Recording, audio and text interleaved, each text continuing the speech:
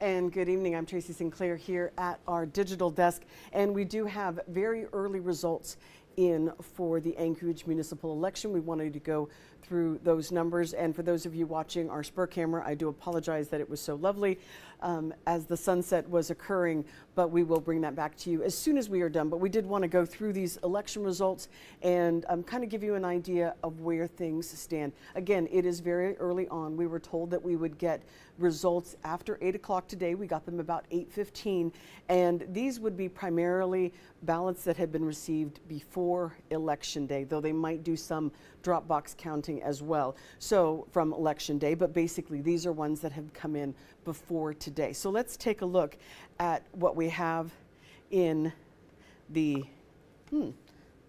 my box froze up. Come on, there it goes. There you are. We are with starting off with Seat A for the Anchorage Assembly. This is the Chugiak, Eagle River, J-Bear areas of the state, and Jared Gecker is leading. Now, this is a familiar name for anybody that was following the elections back in November. Jared Gecker was one of those Republicans that had challenged for the seat in Eagle River. He was actually in the ranked choice voting, the last four of those votes, and he did not win, but now he is currently in the lead for that seat, Seat A, over in Chugiak, Eagle River, and J-Bear. Now, Seat D, that is West Anchorage. The incumbent, Cameron Perez Verdia, is in the lead. 65% of the vote coming through at this point. Amy Steen is behind him at 22% of the vote, and Jonathan Duckworth coming in at 12% of the vote. Now, there are 6 seats that are up. Only 2 of them have incumbents in them. The incumbents decided not to run. This is one of those seats. Aaron Baldwin Day is in the lead currently in Midtown for Seat F, and that is 63 to 36%, pretty opposite numbers there, and Aaron Baldwin Day taking the lead over Don Smith at this time. Again, these are very early numbers. We will see over the next several weeks. The certification isn't until around April 22nd, so we do expect to see more votes come in, but these are the early votes that have been released. Yarrow Silvers is in the lead in East Anchorage in Seat H, 53% of the vote compared to 23% for both Angela Frank and John Steigel. And looking over at South Anchorage, Girdwood area, turning an arm also included in that. And Keith McCormick, dramatic difference there in those two, 91% over Darren Colbury, who is coming in only at 8%. Again, early in the vote, so I didn't look closely at these numbers to see how many of the votes were in for this particular area, but we are dealing with about 9,000 votes at this point, and Keith McCormick is getting 91% of those votes. And then in North Anchorage, this is Daniel Volland's seat, and he is currently maintaining that seat, 59% of the vote supporting him, Daniel George at 31%, and then Nicholas Danger coming in at 9%. So those are the current seats that we're looking at for the Anchorage Assembly. Again, there are 6 seats that are up on the Anchorage Assembly. 2 of them have incumbents, the others do not. They are open seats because the person currently holding the seat has decided not to run again. The other election that is going on is for the Anchorage School Board. There are 2 seats up on this 7-member board. Margot Bellamy is up with a 20,979 vote lead, or has that many votes over Alexander Rosales, 58% over 41%. Again, Margot is the current incumbent. She was the president of the board. She has served in that capacity. This would be her 3rd term on the Anchorage School Board. And then also Kelly Lessons is the incumbent in that seat, and she is currently leading 58% to 41 against Mark Anthony Cox. This would be Kelly Lessons' 2nd full term. She has served as the treasurer and the head of the financial board for the Anchorage School Board, so continuing to monitor those. Now, there are 15 different propositions out there. primary propositions. There were a number for individual neighborhoods. So we're going to go through some of them, maybe not all of them, but we will go through a number of those right now. And of course, one of them that a lot of people are continuing to talk about is the Anchorage School District bond. And this one is a pretty close race. And these typically are, when the school bonds come up, these do typically have pretty tight numbers. So we are looking at 51% to 48%, and yes is leading the way for the Anchorage School District capital improvement bonds. This includes some security improvements at a couple of different grade schools and elementary schools, and then some construction projects at some other schools as well, including one at West High School. So 51%, 48%, that is currently passing.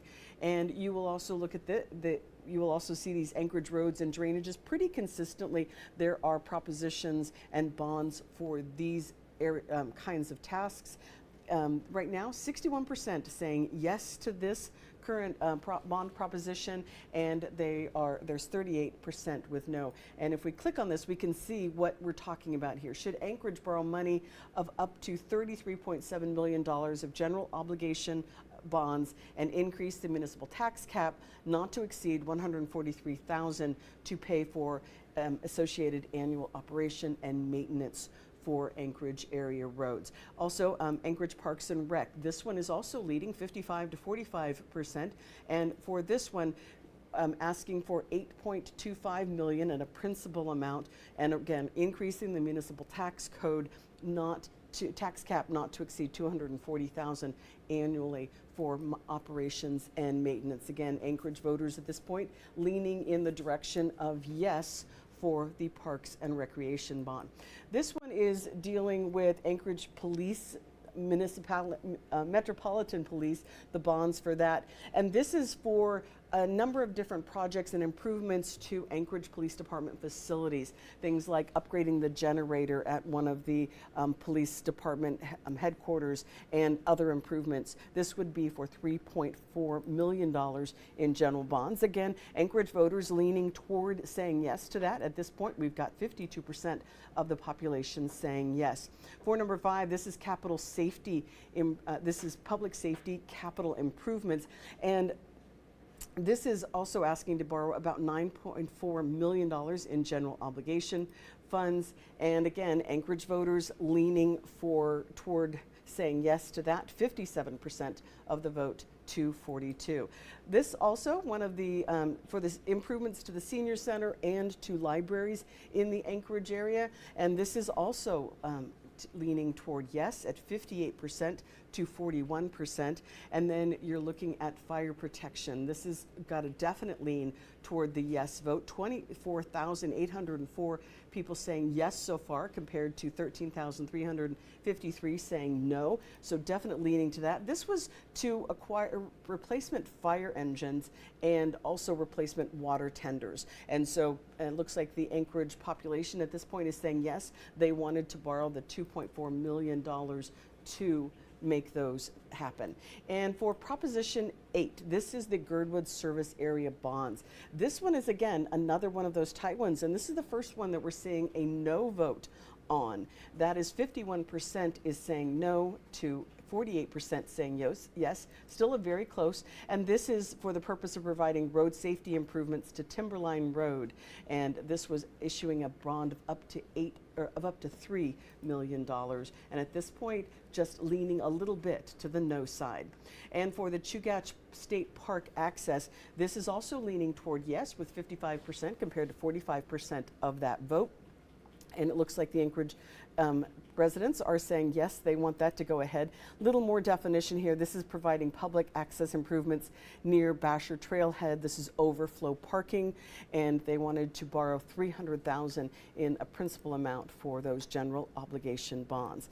And then this is, I titled it Snow Response Vehicles. It was actually much longer than that, but this is again leaning well into the yes area at 16,610 people voting yes for this, 60% compared to the no vote of 39.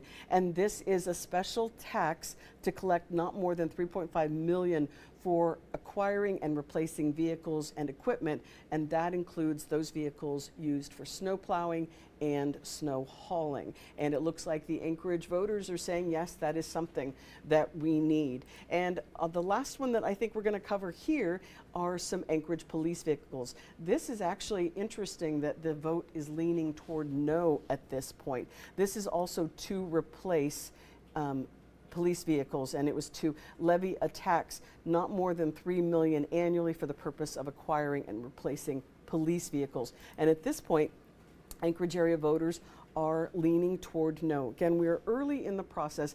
The votes that have come in so far, from what we were given to understand by the municipality, is that these votes would be votes that had come in prior to Election Day. Depending on processing and the turnout for today, they might also do some of the collecting for today from the different drop boxes. But overall, we are looking primarily at votes that had come in previous to for today. And overall, it looks like most of the bond propositions are passing. Only a few are not.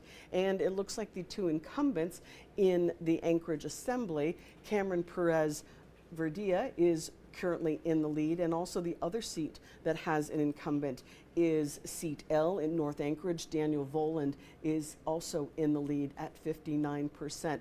So we're looking like we are seeing those two positions staying in current hands, again, very early in the process. And then also with both school board seats, Margot Bellamy is the incumbent and currently leading 58-41, and also Kelly Lessons at 58-41%, the incumbent in both those cases leading at this point in time. We will continue to follow this process. We have been told that we don't expect to get additional numbers out tonight, but we will keep watch in case they do any additional counting, and then we'll follow it over the next several days as we continue to go ahead and see where these actual votes fall out. Thank you so much for joining us here on Alaska's News Source, and for those watching our Spur camera, we will put that up here in just a moment.